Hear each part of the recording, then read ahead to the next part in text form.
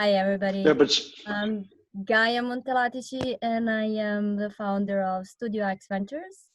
We want to invest in startups from the region who want to grow big in large markets.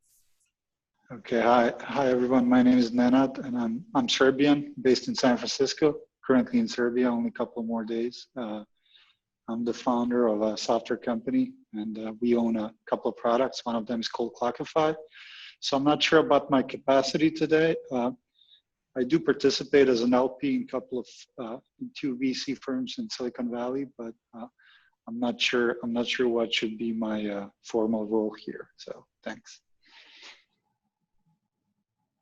Great, thank you, Nenad. So my name is Andrea Angera. So I have a background in food tech and agriculture. I mainly consult to startup companies, but I've been a principal in several companies, both in the meat protein and fish protein sectors, and currently active in the seaweed and oyster aquaculture industries. And I've been involved, as I said, as both an investor and as a consultant. Great, thank you, Andrea. And Gopal, last but not least. So I'm an entrepreneur. I started 3 companies, one in the fintech space, which I run now. The previous one was in the ed tech space and mobile. And I exited that 2.5 years ago, 3 years ago. And then my first company was an outsourcing and architectural services company. So I'm very much here from an entrepreneurial perspective, although I'm starting to do some small angel investments as well.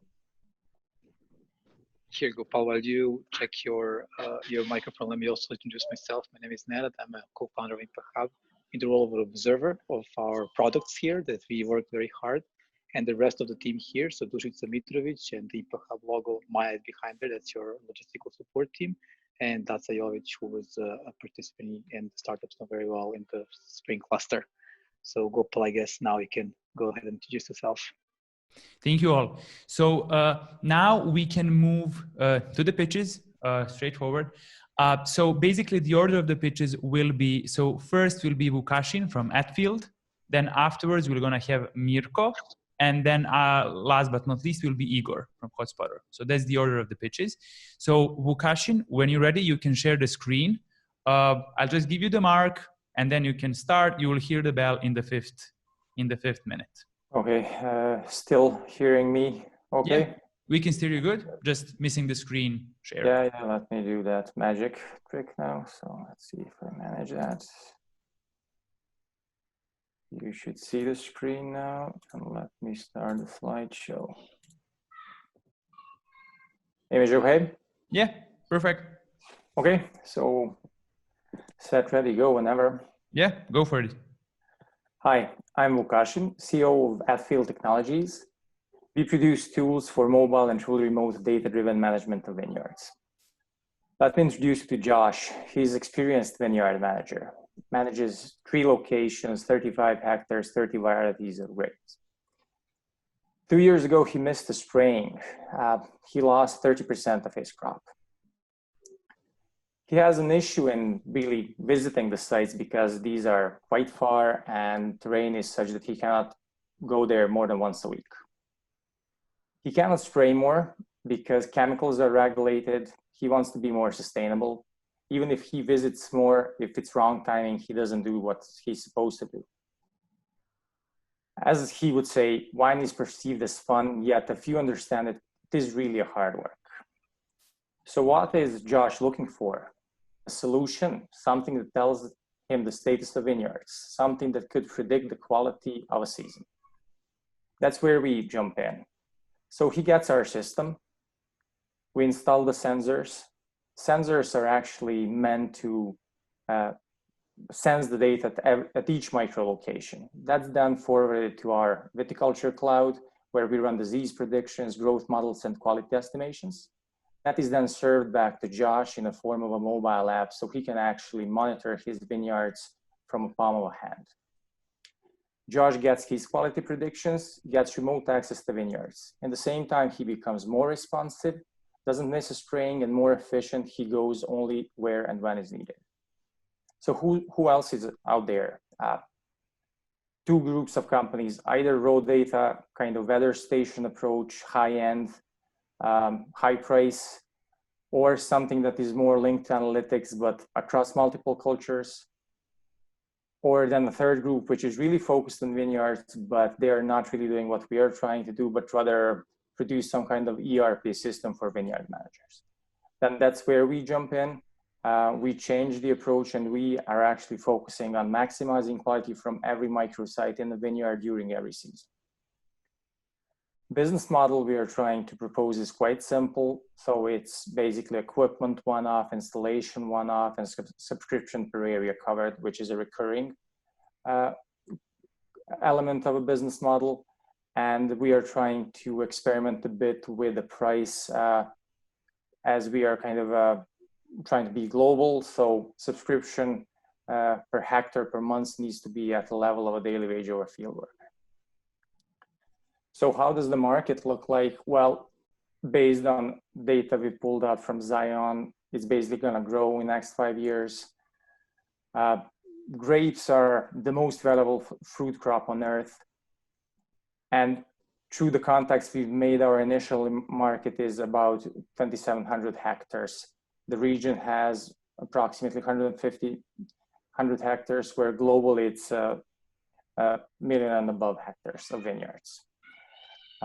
In terms of geography, we have active markets in Serbia, UK, and Italy. So our first sales are actually in these markets, and we've established contacts with Portugal, Bulgaria, and Romania. Obviously, future brings more markets. The team behind it is experienced, and we've done different things before. So basically, it's my co-founder, Srđan. He's in charge of technology. Myself, then we have Sean, based out of Dublin, and Tomislav, which is really in vineyard management, and he owns the vineyard as well. We also have a development team of 3 more guys, but I won't bother you with their tough Serbian names. So they're just very experienced, and the guys that help us develop all this. What we have been through, we've started 2017 with customer research throughout the region, and started slowly developing prediction models, also testing that. Then we moved to more customer research, went to US, Australia, and UK. We registered trademark, we built a trial mobile app, and also got an innovation fund grant. We also acquired first customers last year from UK and Serbia. Italy was about to happen, but then the Corona came in, so it's probably gonna move to the next season, but that's life. 2020, we've actually implemented our first install, and immediately in 7 days, we've actually identified a painful location for the vineyard grower. The fact was that, just in 7 days, we spotted the average temperature is lower than the whole region, and that helps us optimize the process further. In future, we want to acquire more customers and basically expand our outreach, prepare for scale. And so to do that, we have an ask, which is basically expand the network and raise 1 million of funding to get us to more customers. That's it for me. Thank you, Vukašin. So jury, floor is yours.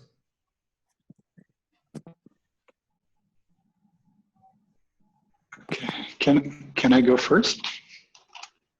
Yeah, for sure. Okay, so I have 3 questions. First question is, what kind of sensors are you deploying? These are primarily air parameter sensors, so they measure temperature and air humidity. Okay, so just 2 parameters. Yeah. In the period we've spent in vineyards, which is last 2 years, that's actually enough. Okay, cool. So are you guys planning to kind of expand to some other metrics, or this is enough for your models? Generally, we are able to do that. We are considering other cultures. For time being, wine is a very healthy vertical. And, the complexity is really in applying models to other cultures. So it's not a push button thing. It needs work. Okay, second question, can you please tell me more about how you actually calculate, I mean, what are your models based on when it comes to predicting diseases? Which data do you focus on? How do you do that? Yeah, traditionally these have been, there's this 310, which is basically 3 days, 10 above 10 centigrades, 10 millimeters of rain, and no wind. So the point is that's very wrong, and like it's a model based out of 50s. So in the last 5 to 8 years, there has been research progress on that front.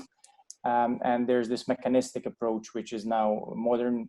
We've actually implemented that and tested that last 2 seasons in Serbia, with quite intensive 3 locations, people actually visiting the websites. We've actually built a vineyard in my yard as well. So that's what we are doing.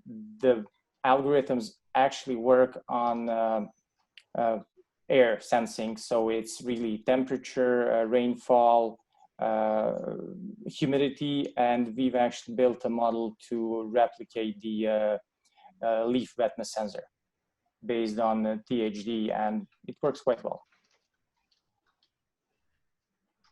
Cool, thank you so much. Can you also tell me, last question for me, can you tell me more about the use case for the existing customers that you mentioned? Like, how did you figure out their problems? Like, and what kind of reaction have you produced, and what are the consequences in their operations? Yeah, they're basically managing larger vineyards. So 2 of our customers, one is UK based, he manages 91 acre, whereas a Serbian based customer manages 25 hectares. So they have a number of varieties there, and what they've noticed is that they have these microsites which behave differently, which generally in the end of a season kind of ruin, or let's say make their quality unequal. So they simply wanted us to acquire data and see what can we pull out of it. And as I said, we've immediately identified what's happening there, and that's going to actually help them optimize the harvest so that they can kind of equalize the quality throughout the season. Okay, that's all for me. Can I just ask a quick question? It seems a no-brainer in terms of efficiency for crops of any sort. Clearly, starting with vine, as you say, one of the valuable and most common fruits on the planet, could be used for absolutely anything. Do you input any data on soil quality or any of the mineral, or is it just really air? Yeah, generally speaking, yes, but that's really linked to the location. So yeah, soil doesn't really change that much. Our, let's say, low-hanging fruit here is kind of focus on irrigation, but actually we've, doing customer research, we figured out that highest quality and really wine grape is not irrigated. Table grapes are irrigated, wine grape is actually not irrigated, and it's actually like considered, don't do that. It doesn't give you quality. So we've actually taken that bit out of equation. And based on last 2 seasons, we can reliably say that it's all about the temperature and humidity. These are the 2 key factors. Okay, and what makes your product different to anything else that exists on the planet? Well, to anything else, different things apply to different things. But as I said, our focus is really on microsites, and no other product is able to establish that. We actually have our own wireless network there, which allows us to put as many sensors as needed on each site. Obviously, the algorithms and the focus on vineyards will bring another angle to it, because most of the competitor products our potential customers have tried are kind of just raw data, which then gives them another headache. They don't want another thing to actually look at and worry about. They want a helper. Great, thank you. I think you alluded to it, but are the sensors, how are they powered? How is the data? They're solar, and the data transmission is wireless to a cellular hub, or how is that? Yeah, wireless to a cellular hub. Yeah. And how many sensors typically do you have on each site? 1 to 3 per hectare. 1 to 3 per hectare. And it seems I'm trying to get it seems like you measure 2 parameters.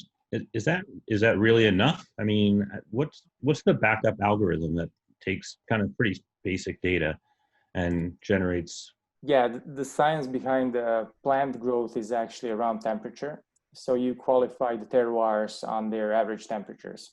The difference here is that instead of doing it 3 times a day, which is generally the case, and that's the way it has historically been done in agriculture, we actually do that continuously. By doing that, we can really identify the differences. And we've also started by we need to measure at least 15 things, and then as we've been polishing the algorithms, we figured out that they have minor influence, really. So yeah, fertilizer is important, but you can get that out of a grower. They know what they've purchased that year and what they've used. It obviously is related. Soil, also very important. Terrain, but that doesn't change. Generally, this is kind of hilly southbound. So these things are fixed, and we actually figured out that it's much easier to bring the tech out if it's less complicated than more complicated. So that was our approach. Based on the experiments last 2 seasons, the 3 key diseases, which are basically powdery downy mildew and botrytis, they are actually modeled very well with these 2 parameters. So do you collect harvest data and yield data to improve the algorithm, or? Yeah, the idea is actually to be able to train the whole thing to tell a farmer, let's say early in the season or as early as possible in the season, what is his likelihood of having a good quality outcome this year. So is the product also, do you think it would be applicable to new site location selection? I think it could, but it will probably take a bit of time. You would probably need to study a season or something before you select it. So I'm not sure if that's really kind of workable. I saw on the monetization there's a charge for the monitoring, a charge for the equipment, and a charge for the installation. Yeah. Can you give me a ballpark on what typical sensor array would cost and installation?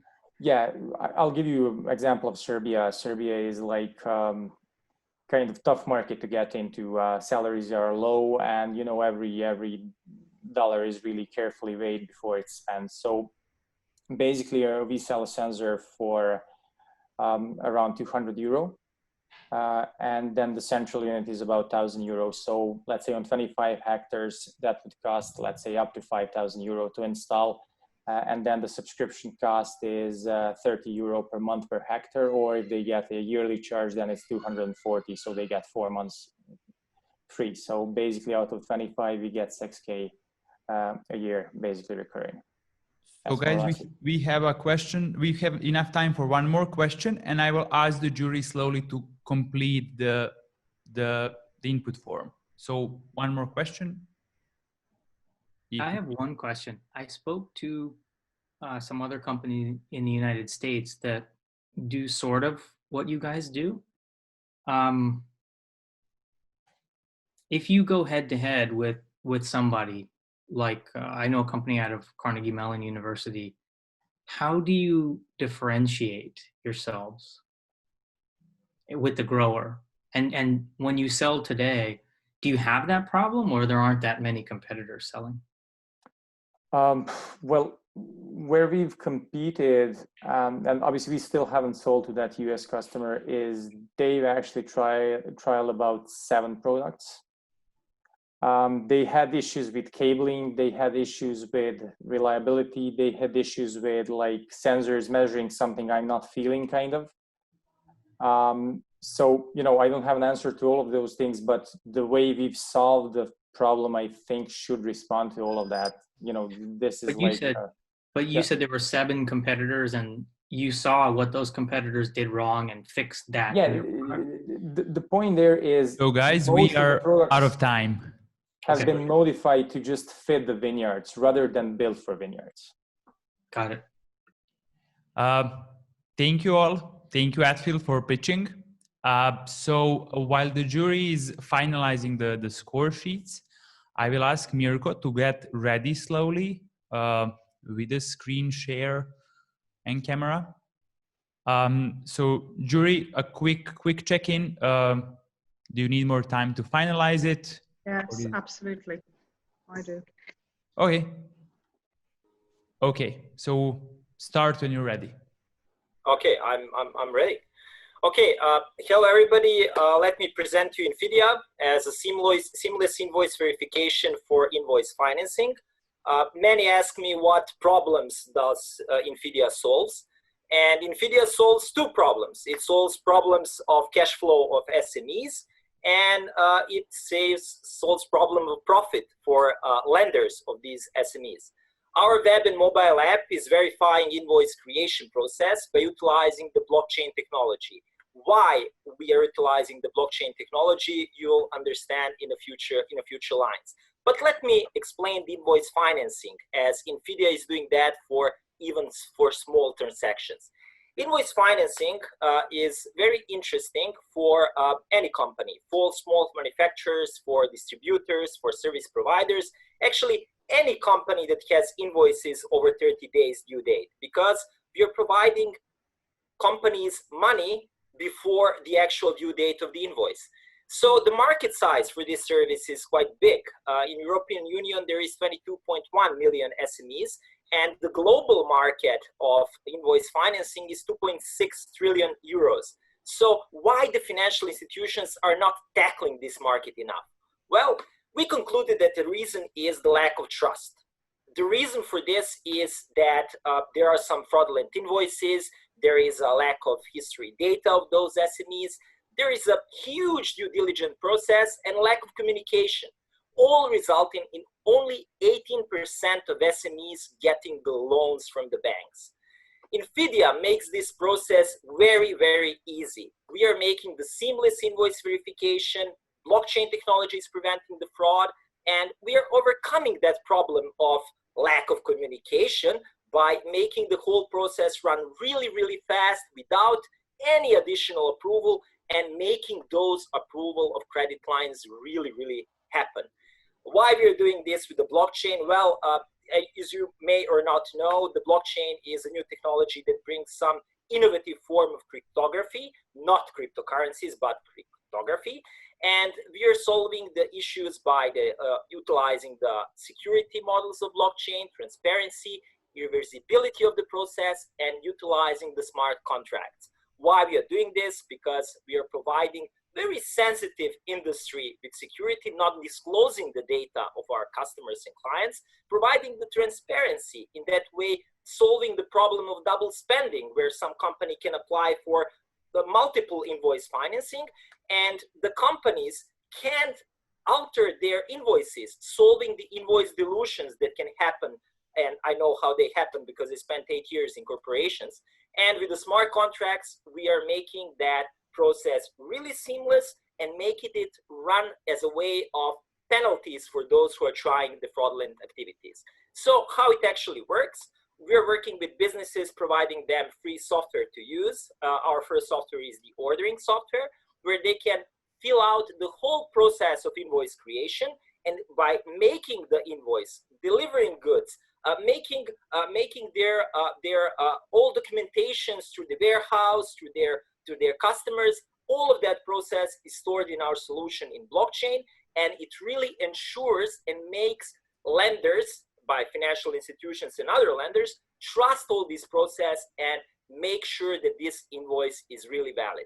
Our solution was recognized by Horizon 2020 and the Blockstart program that is dealing with innovations in blockchain technology. So we are part of the program, and we received the grant from EU H2020. Right now we are in a testing phase. We have 4 testers. Those are the companies that are SMEs really dealing with problems that we are solving.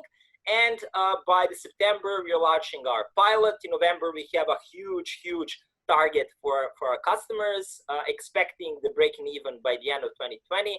And our estimates for the future are quite high, but this is the minimum, I will tell you. Okay, our competitive landscape is really interesting. I did a lot of research, and we have a major banks as our competitors as well. but they're dealing with huge transactions, for oil shipment, for auto industry, for electronics. But the whole segment of SME is not really tackled. Those who are tackling this segment of SME are more like accounting offices that are solving that as a web application that is validating the invoices and doing the credit check. We are tackling the whole process of one SME. And we're out of time. Wow. Okay. Thank you, Mirko. So, jury, floor is yours. Maybe I start. Just a quick. Yes. I think you're on mute. We cannot hear you. Okay. Yeah, Patricia, sorry, you're mute. Okay, yes. Can you hear me now? Yeah, yes, we can hear yes, now. I can hear you now. What exactly are you financing? Is it the value of the invoice? Yes, it's the value of the invoice, the final amount. So I issue an invoice, and in 30 days I should be paid, maybe 60.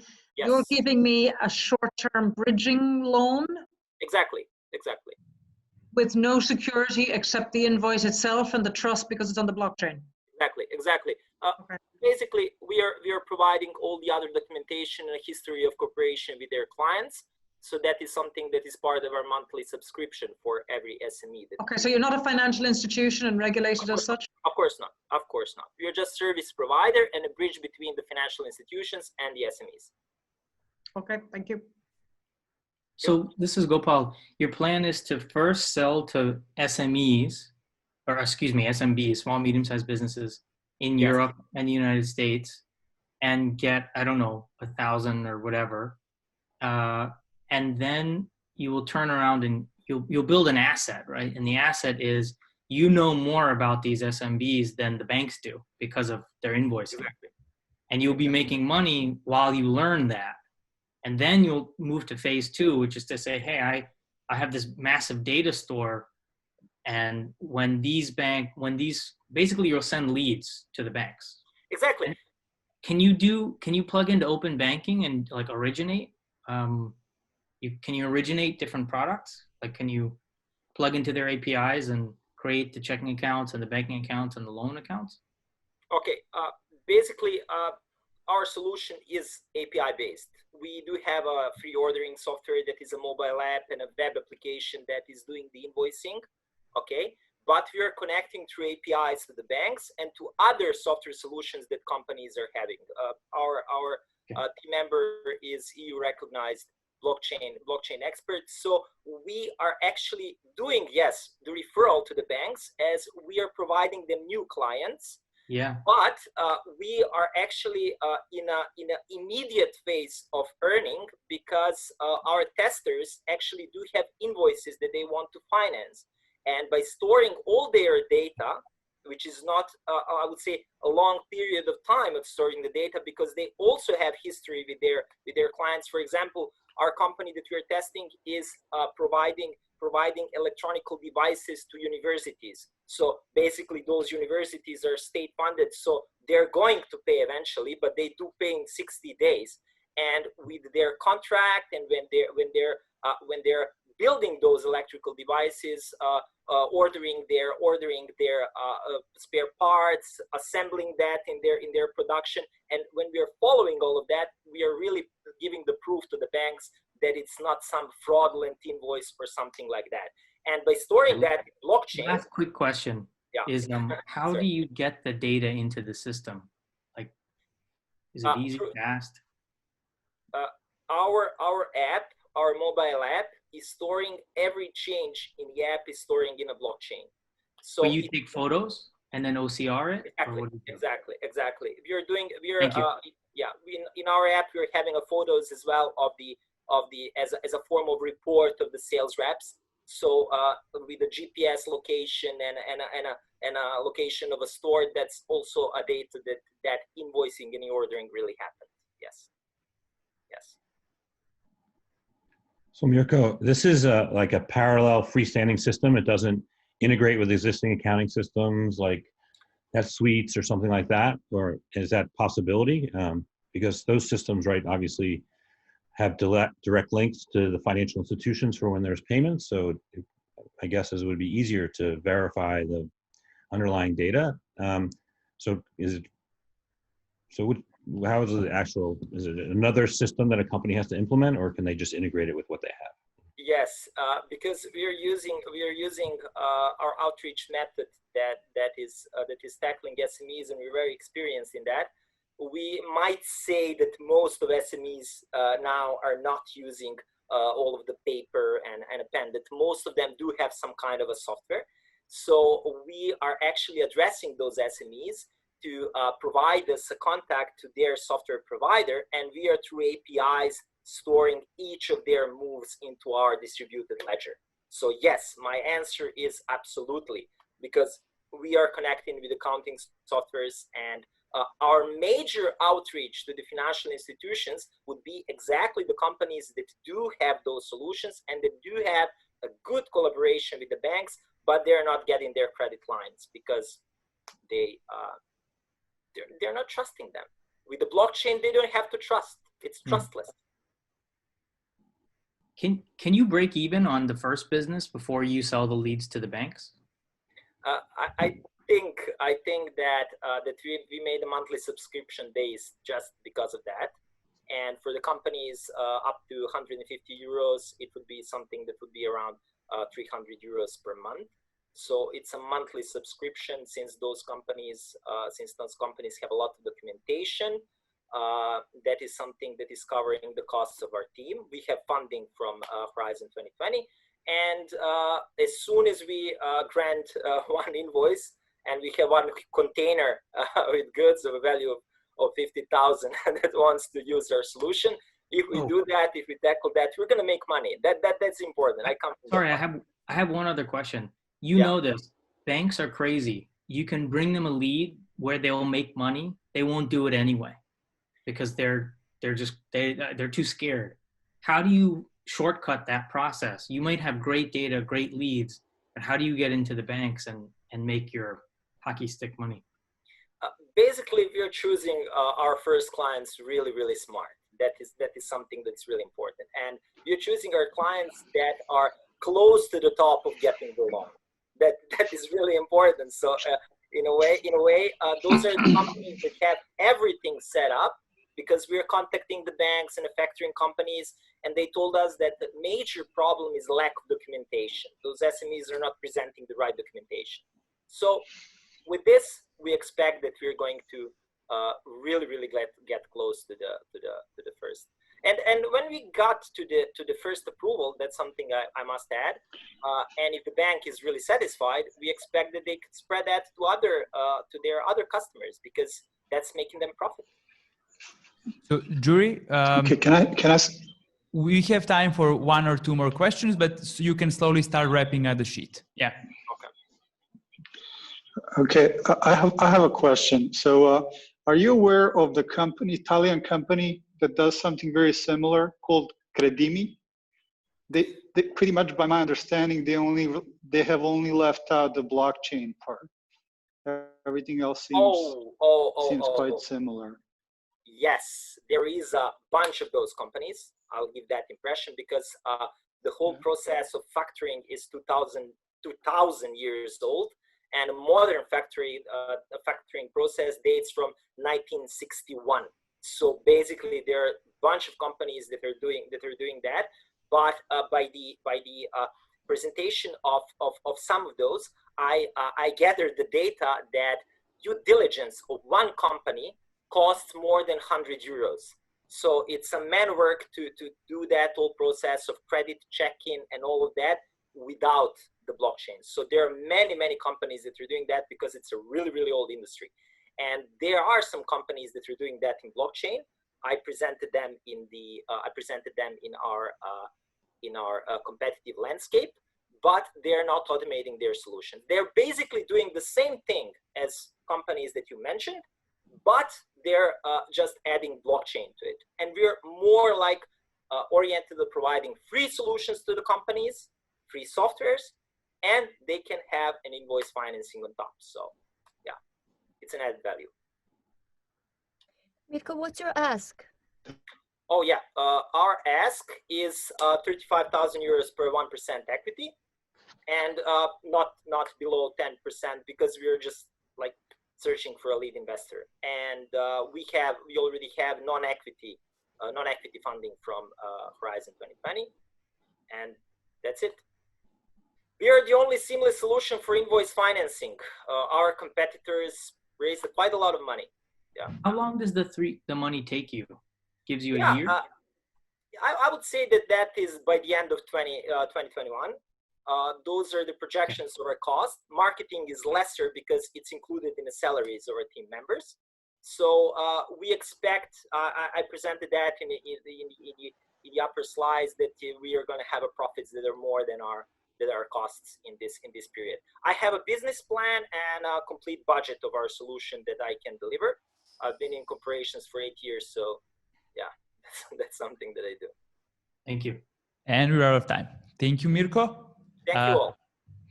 So, jury, I guess you'll need a bit more time to finalize the wrap-up sheets. While we are doing that, Igor, Hotspotter, you can slowly get yourself ready. Okay, I guess we can slowly start. So, Igor, when you're ready, yeah, just start and yeah. Okay, you can hear me well, right? Yep. Okay. So, hi everyone. My name is Igor. I'm a CEO and co-founder of Hotspotter, and we are changing the location discovery as you know it. So, imagine you're a bank, and one of the things that you're really interested in is maximizing the revenue of your ATM machine. So, you want to put them in the right place where they get the most traffic and help your brand expansion. So, how do you do that? The way that banks do it now is they operate a little bit on gut and a little bit on what they think to be traffic patterns. But the reality is there is much more effective way of doing this, and that's where the Hotspotter comes in. Hotspotter is the location intelligence tool which combines business data and data from social networks and internet platforms in order to provide the best locations for physical asset positioning. Our solution is built to address different areas, but our focus so far was on financial markets. And here we were helping banks to identify the best locations to deploy new ATM units, as well as to optimize the existing network of ATM.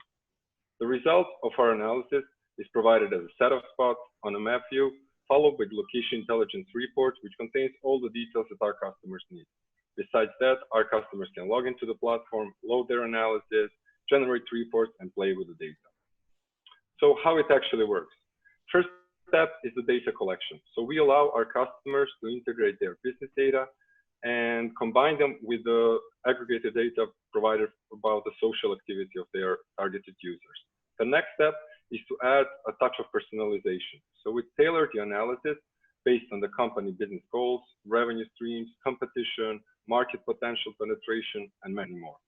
All of that leads to a counterintuitive data and tailored analysis for each and every customer.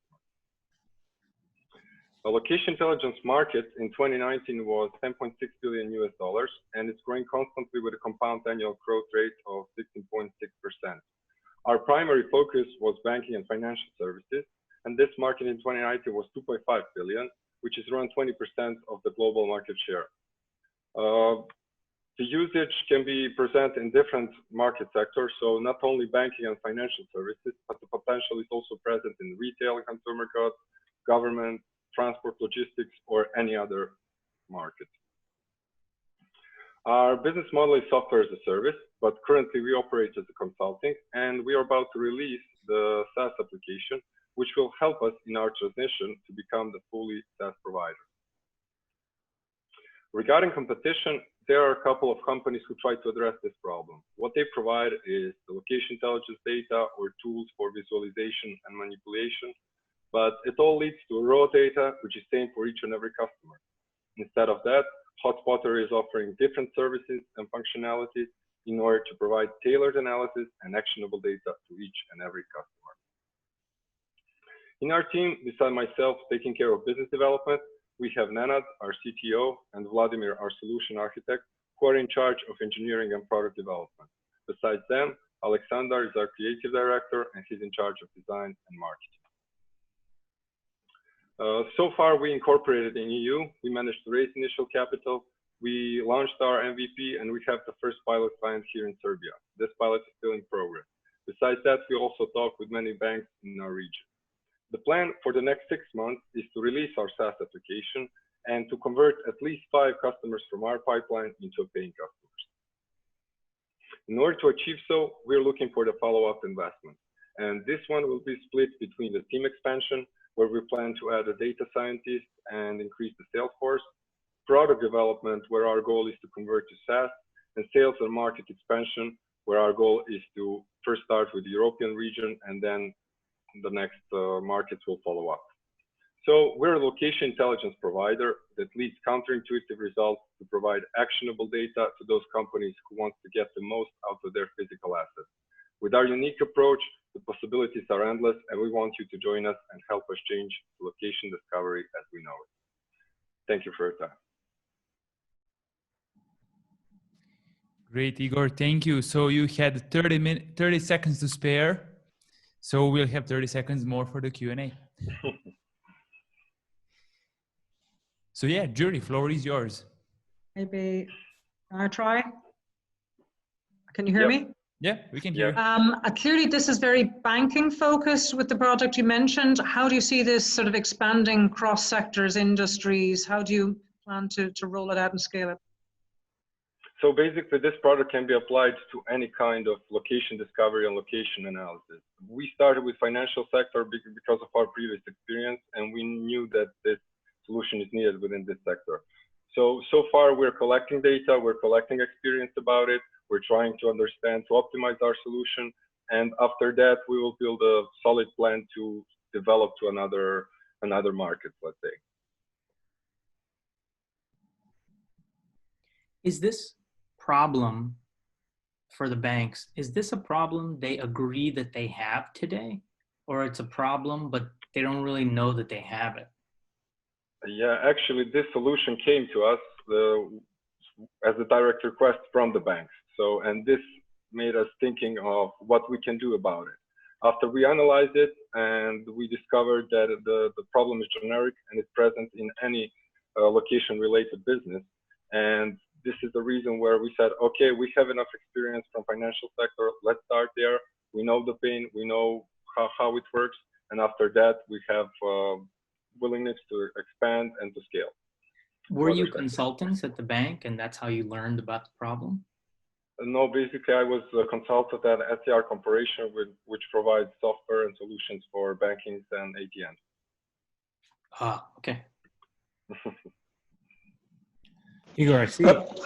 Okay. No, go ahead. Go ahead. Sorry for interrupting you.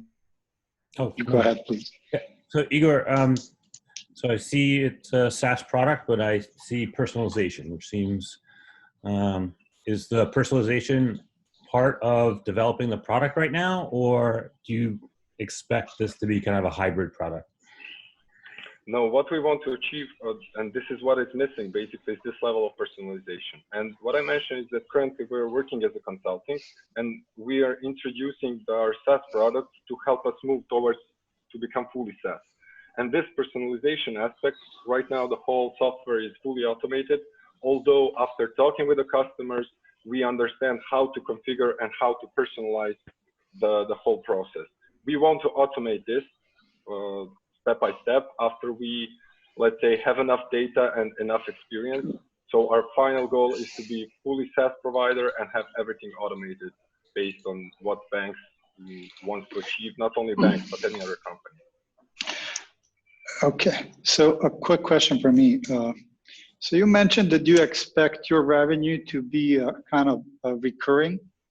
So if we assume that you only place an ATM once, so you only need the location once, or if you're opening a store or something else that depends on foot traffic, you're going to need that only once. So let's assume that you have placed everything already. Like, how do you make it recurring? Yeah, that's a good question. And this is the main reason why we are introducing the SaaS application. And this is the main reason why we want to move to a SaaS business model, because consulting can bring you a lot of revenue, but it can be a one-time job.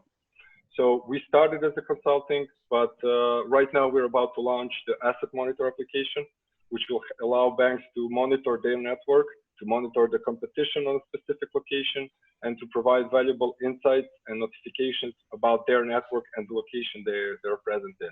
And this will be our first step. After that, after we generate a lot of insights and data, the next step is to automate completely the whole, let's say, location recommendation process, so that banks can do it on request, not only banks, but any other company. And the reason why we're still in the consulting, and it will probably be a small portion of our business model in the future, is this level of trust between like huge companies. As Gopal mentioned, dealing with the banks is really can be tough, and you have to have this kind of relationship and trust in between. So this is when at least you need to be there for them, to show them that, okay, this is the tool, you're gonna use it without myself, it's a SaaS, but in case you need something, we're there for you. At least in the beginning, until we grow to a specific scale. Yeah, but like, what stops me from kind of purchasing a 1 month of subscription, getting all the data that I need, and then just canceling? No, well, that's the difference in these two products. What we're doing right now, it's with consulting. It's basically understanding what are the best locations for your product. So we make the whole analysis. We give you access to the platform, so you can monitor your network, you can see your analysis and your hotspots, and you can generate a report. What we are also, let's say, this is consulting and this is one-time fee. What we're introducing now is basically to let you still use the platform. We will give you insights, analytics, or different analysis and reports for you to stay there, to have valuable insights, and to provide to us a recurring revenue every month. Yeah, but let's say that I have already opened in a location, right? Mm-hmm. And then I have my own reports and my own analytics about how is my business doing on that particular location. Yeah. So how is your insight better or kind of more proactive compared to what I already have from my own results? Well, the potential of the location and the whole, let's say, location that we now are analyzing is changing by time. In last few months, we witnessed a huge change in people's behavior, and everything changed. Like, people were no outside, and so you have kind of to stay up with the changes, to understand what's going on the market. How's your network performing? Within this SaaS monitor, we basically allow companies, for example, banks, to introduce their transaction amounts, to introduce their ATMs, to understand how their ATM network is performing, what's changing in time, so we can build them valuable insights on the location that they're having business at. Thank you. Igor, what prevents like 5 banks having an ATM on the same corner because they all used your software? Yes, that can happen, and we take this into account when I said that we are taking care about competition. So when we're scoring the hotspot, we take care of how many ATMs are there, and this thing can influence the specific spot. So basically, this is the other reason that this is why we include all the ATMs on the specific location into analysis. And what's the social network's input? What information data do you get from them? Okay, so far we're expanding this data set, but what we were using are basically social activity connected to specific locations that you can easily get from Facebook, Foursquare, Google Maps. We're still expanding this data set and finding the best way to enrich it. And the second, let's say, data source will be this monitor app, which will help us to feed our analysis, let's say, machine with additional insight.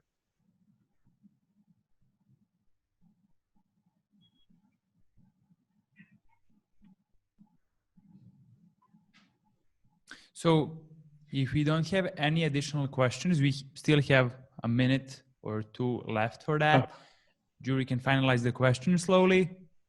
I have another question. Yeah, sure. So, Igor, how hard would it be to kind of change the system to do site location for example, like street vendors or something like that?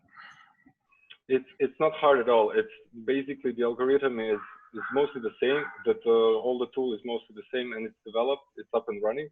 The only let's say changes will be in the type of the data that we're feeding and probably the personalization configuration. but these are, I mean, it's just the minor changes in our system. And this is actually the power that we have, and why I mentioned that there is a huge potential in other business sectors, because it doesn't require a lot of changes onto our system.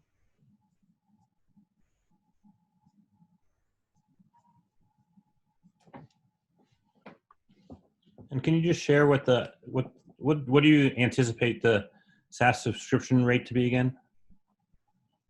SaaS subscription rate, we don't have this prices yet because this solution is not there, but the plan is to have 3 packages. One will be the basic monitor, and it will cost around, I don't know, 100 euros probably. The second one will be like 250, and the highest one will be around, I don't know, 500 euros, probably something like that. But this is still to be confirmed. It's from our perspective, because we're dealing, this is when it comes to big corporations and everything. Probably there will be later on some solution for the smaller or medium-sized businesses, where this subscription fees will change depending on the need and on the market status. So is the subscription rate based on the number of locations or the quality of the data? It's about the quality of the data and an amount of insights that we provide. First one will be like, okay, you can load your data, you can monitor it, and basically that's it. The second one will be like, okay, you have competition, you have additional sets of data, you can monitor the performance of your network and many more. And the ultimate one will include everything we can offer on that day once we launch the solution. Have you had customers or potential customers say, I don't want to share my data with you because you're going to use it to improve the business of my competitors? We're not, no, we never had that. Basically, what we said is that we won't affect their business when we go to the customer. That's the key here. So we want them to cooperate with us. So they have this location, and if they decide to move their assets to a specific location, they're now sure that we won't suggest the same location to the competition. So this and we're out of time, guys. Yeah. Cool. Thanks, Aaron. Thank you, Igor. Thank you, guys. So we are still missing a few inputs from the jury. Thank you all startups for participating today's pitching session. It was a pleasure to hear you. We will be following up with you individually from Monday on regarding the next steps and inputs. And be sure to log in a bit more over 20 minutes to the final session of the recap. So what? See you in a 20, and we'll just have to get you out of this call at the moment so we can finalize the comments and input with the jury. So thank you, and see you in a bit. Thank you, everyone. Thank you, guys. Bye-bye. Have a nice day. Bye.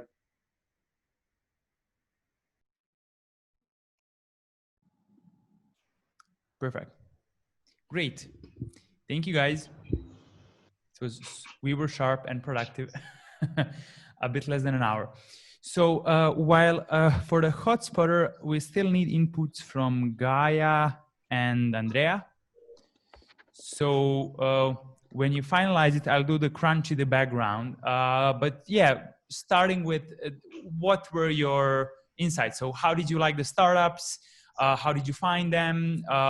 Do you think you can kind of support and contribute in the next stages, and would you be interested in that? So whoever feels like sharing can go first.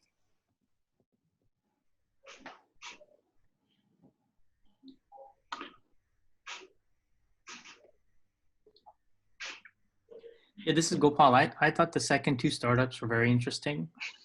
I'm happy to help them in any way that I can. The last startup, I think, was very well prepared. The slides were good, and the pitch was particularly good. And even the first one seemed interesting as well. I just don't know enough about that space.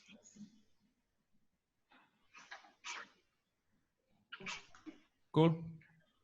Yeah. Patricia, yeah. And again, thanks to all 3. Infidia clearly knew his sector very well. Both the last and Hotspotter. I just wondered with Hotspotter whether the data that he was able to gather was stuff that's already on, Google and Facebook, and to what extent is his ultimate exit to sell himself to those businesses, because clearly why replicate data that's already somewhere else? So I just wondered in the longer term what his business strategy was. But well prepared. And again, the challenge at this early stage is that these are sectors that are very specific, and our challenge is to look at how it could adapt to other industries or other niche areas where data is required and can be utilized. So I'm not convinced that either NVIDIA or Hotspotter will end up fundamentally in exactly that area, but they've got the potential to make some money here and then leverage themselves and specialize into and slightly adjoining area. Wine, again, likewise, I just am convinced there must be other products out there that are more holistic, that the data wasn't enough broad data, that we need more to look at efficiency of crops. We need to understand land quality. There's more to it than that. And I think if I was spending 200 euros or dollars on each of these installations, it's a lot of money. I'd want to make sure that there's more to it than just sort of the humidity of the rainfall. Yeah. So that's a hard sell, that one, but yeah. Great, thank you.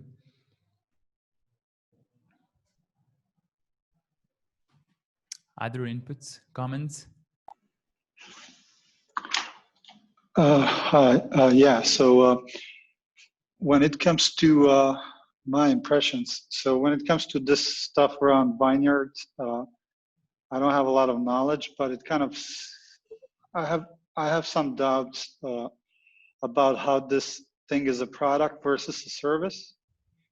And I think it's heavily relying on their consultant expertise, you know, so I'm not sure that they have a product which actually automatically figures something out based on the inputs that they have. So I would personally pass on this one. When it comes to NVIDIA, I'm quite familiar with the market. I've seen a lot of companies and their numbers in this field. So I wasn't really impressed with that. And the whole economics model behind the scenes is not the best. And I think that they're kind of late to the market. And they don't seem very aware of the main competitors. The third startup, Hotspotter, I kind of liked them very much, and but I'm not convinced. I'm not really buying the story about the SaaS recurring revenue, especially with the monitoring feature. Because if you open somewhere else, if you already open somewhere, if you invest into opening of whatever, whether that's an ATM or a food stand or something, you already spent money to enter, right? So you're just going to stay there as long as you're profitable. So I'm not sure what the value proposition is on the network monitoring feature. Not convinced on that, but I would definitely like to check them out more, and I think I'll follow up with them to get more details. Great, thank you. Andrea, Gaia, your inputs? They're early, right? And I think that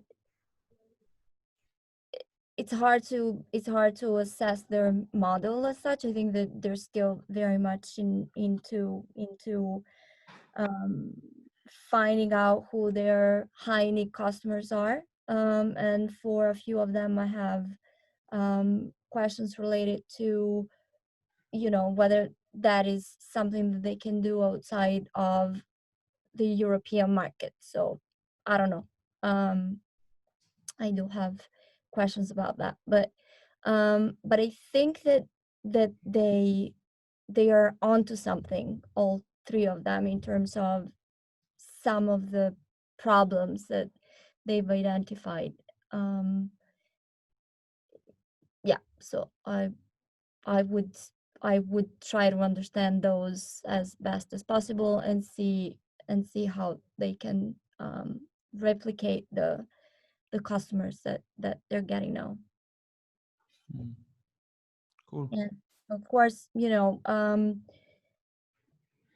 as Studio X Ventures, we are always looking for other interested investors with domain expertise so it's great if we can keep in touch and sort of monitor what happens and take it from there. Great, thank you. Andrea? So, yeah, sure. So as far as the wine guys go, I thought it was interesting. The fact that if they actually charged people for their current installations 5,000 euros, the fact that people did that is pretty indicative that, I mean, that's a pretty good chunk of change for an installation plus the monitoring. So if that's the case, that's cool. The fact that they only take 2 parameters, you know, I've always felt that, you know, if you understand your data, a lot of times you can construct a lot of your necessary inputs from small data collection points. And so, for example, like, is it a sunny site? I mean, you could probably figure that out from humidity and temperature. I mean, whether it's got how many days of sun, I bet there's a pretty easy correlation there. I'd really like to understand that back end though more for them. But if it is what it seems to be, that might be a pretty interesting play. And it sounds like there's more there than they suggest in terms of data and AI.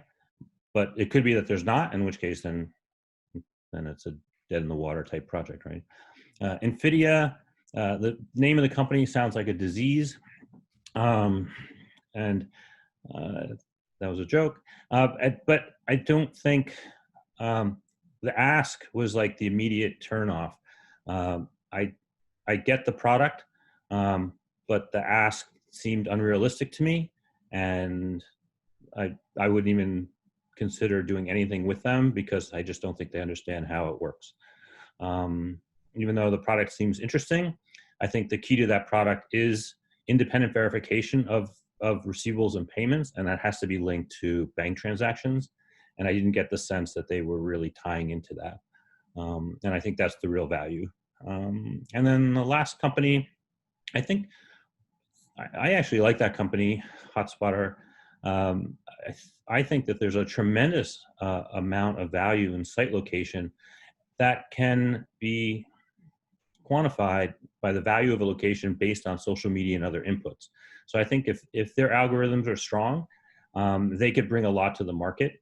And so, but again, I'd have to understand that data, the back end of it a little bit more. But the potential there is I think is really huge because so many businesses really struggle on location, and the investment required for a lot of bricks and mortar businesses is very high. So the risks are very great.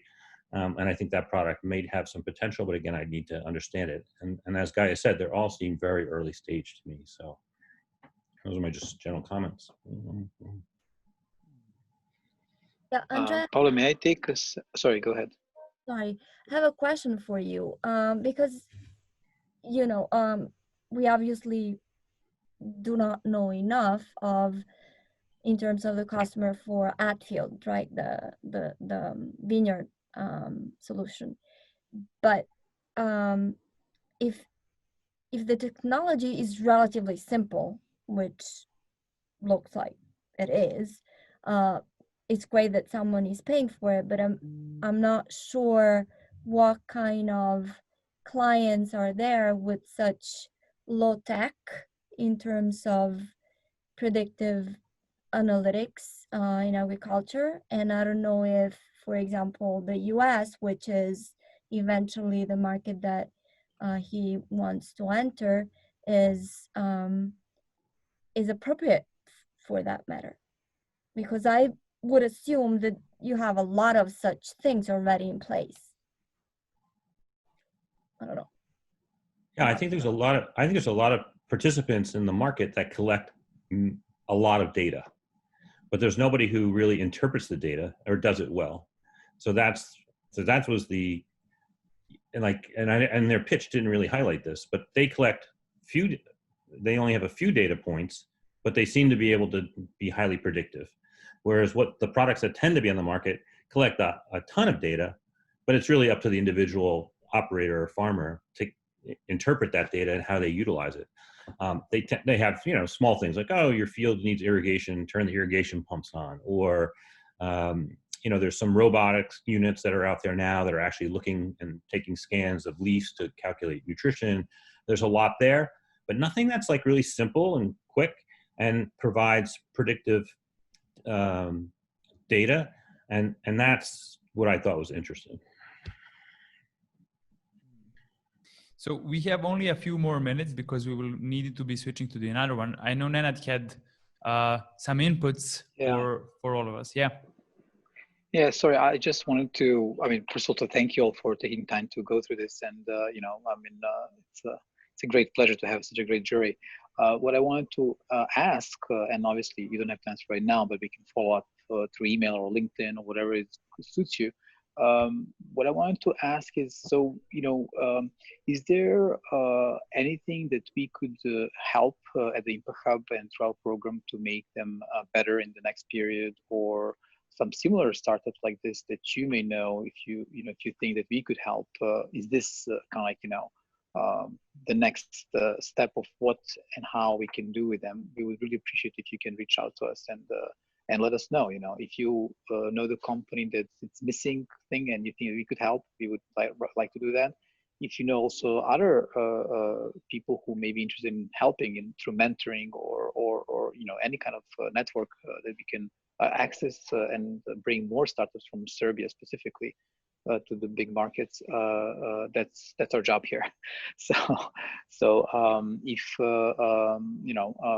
something comes across your mind, most of you are not here in Belgrade, so just shoot us an email or drop us a message on LinkedIn, and let's talk. Let's see how can we do business together and bring them to the next level.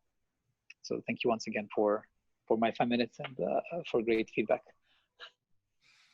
Great, thanks, Nenad. And thank you, jury, for participating. We will be sure to follow up with all the comments and inputs that you shared following Monday next week. We would be really interested in finding out how can we support the startups, as Nenad mentioned, the next stage, but also kind of linking to your individual kind of views and support and expertise that we can kind of jointly do and put them in a faster track of growth and development in the wider sense.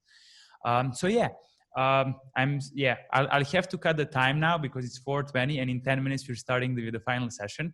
I'm looking forward to also seeing you in the other webinar Zoom for the closing. We really had an amazing week, and thank you all for participating and also as speakers and participants during the week. So we're looking forward to next steps, and see you in 10. Great. Thank you. Bye, guys. Bye bye.